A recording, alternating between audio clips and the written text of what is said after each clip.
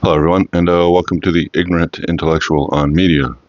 It's our next episode of the top 100 movies of all time, father and daughter movie review.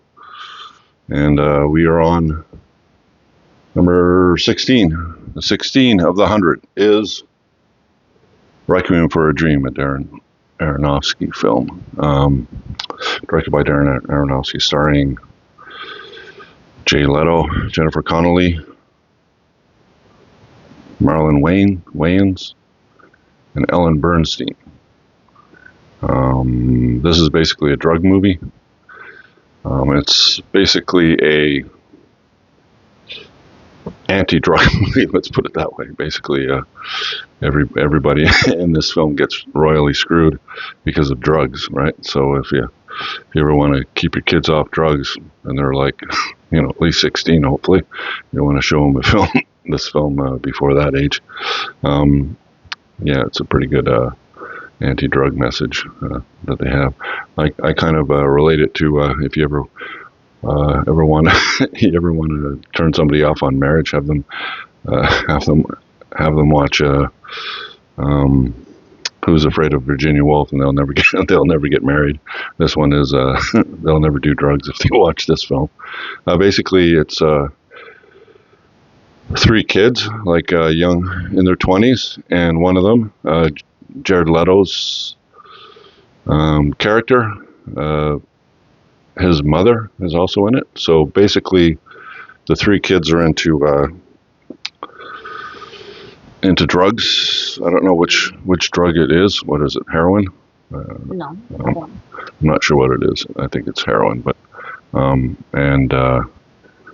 so they have all these big plans of becoming like serious drug dealers and getting lots of heroin to sell, and then living the good life. And Jared Leto's mother, Ellen Bernstein, her name's Sarah in the film. She gets a call from a TV producer about a game show that she is eligible to go on, and so she fills out the paperwork on it. But then she realizes she has nothing to wear, so she goes into her closet to find the dress that she wore when she was younger, when her husband was still alive and Jared was still at home, and it was his graduation photo, and she fit in this red dress. So she took it out of her closet, put it on. It didn't fit her anymore because she had gained some weight since then. So she decides that she needs to lose weight because she's going to go on to this TV show. So she tries to eat less, stop eating, but her fridge gets the better of her. And she ends up going to a doctor, and the doctor prescribes basically amphetamines to her, these 4 or 5 different pills to take at certain times during the day. So it brings her up, and then there's a pill at night to bring her back down for her to sleep. It's basically speed, and she gets hooked on it. So she gets hooked on that. The other 3 young people get hooked on heroin or whatever it is, and Jennifer Connelly plays Jared Leto's girlfriend, and then the Wayans brother, he plays Jared's friend, right? So, and it gets pretty brutal. I'm not going to tell you it. You watch the movie and you'll see how brutal it gets, but it's basically an anti-drug film. Extremely good film. I would easily put it on the top 100 list.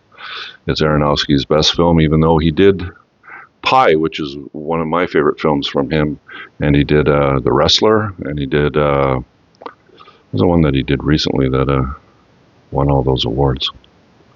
Black Swan. He did Black Swan. That's the last great film that he did, but I think this one kind of outshines all the other ones. What did you think? I think the mom's acting was really amazing. She deserves a Grammy for that, for her, like, Oscar Grammys for music. Okay, you know what I mean. Like, her acting was just amazing. I don't think she won an Oscar for it, but I could be wrong. Huh? She did.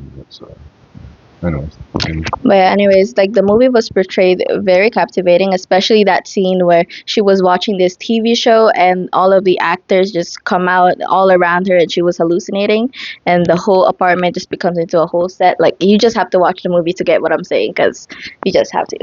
But yeah, honestly the whole movie was sad cuz all of them basically just have a dream.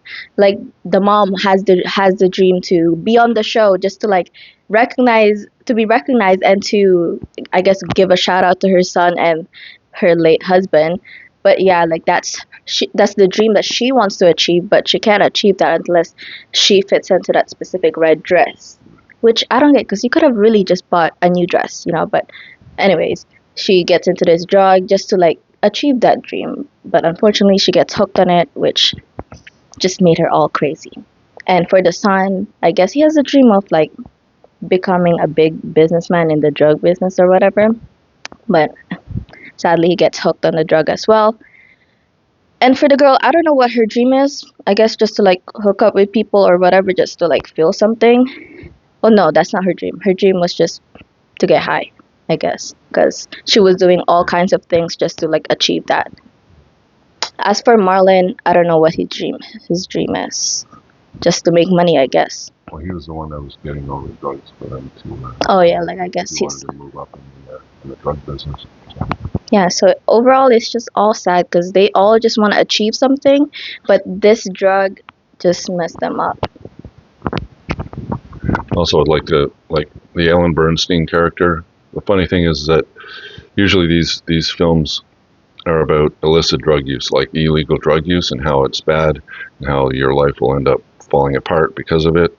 But Ellen Bernstein didn't do that. She went to a doctor. She went to got a prescription. This was a legal drug that she was taking, and still she got hooked, and still she went down the exact same path that her son went.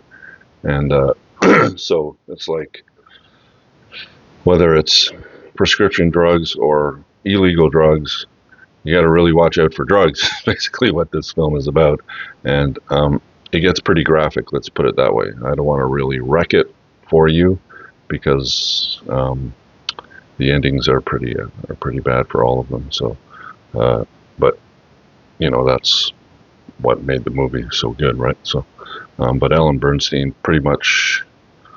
I thought when I first watched this movie, the first time I watched it, I thought her character would be like a side character.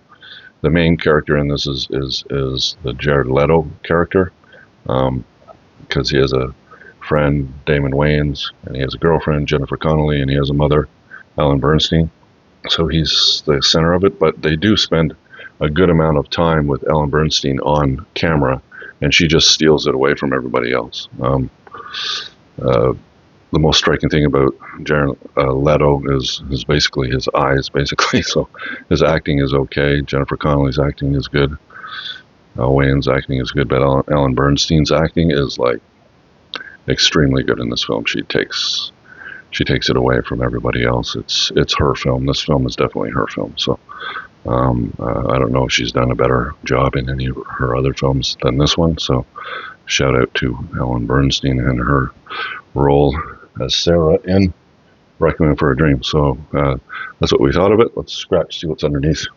All right, so the 16th movie is Requiem for a Dream, directed by Darren Aronofsky, and it came out in 2000. Let's see what's underneath. I bet it's pills. What the hell is that? What is that? Yeah, good question. I don't know. Maybe we'll figure out. Maybe you guys can tell us in the comments. What is this? Is this like an all-seeing eye or something? I have no idea. It's a kaleidoscope of maybe it's one of their. Oh wait, like doesn't she take colored pills? One of their drug-induced hallucinations. I don't know. Anyway, so next up after this. Oh, it's an eye. That's what I said. Is it like a drug-induced eye? Yeah, probably. Okay, so that was Requiem for a Dream. Next up is Monsters, Inc. All right, so this will be the first of the few animated films, mostly from, or maybe all of them are from Pixar, Disney. So Monsters, Inc. Directed by, who is that? Not Clint Eastwood. Pete Doctor. Interesting name. All right, so that's Requiem for a Dream. If you liked the video, give us a thumbs up. Think about subscribing. That would be good. And we'll talk to you in our next video. And you have a great night. And bye for now. Bye.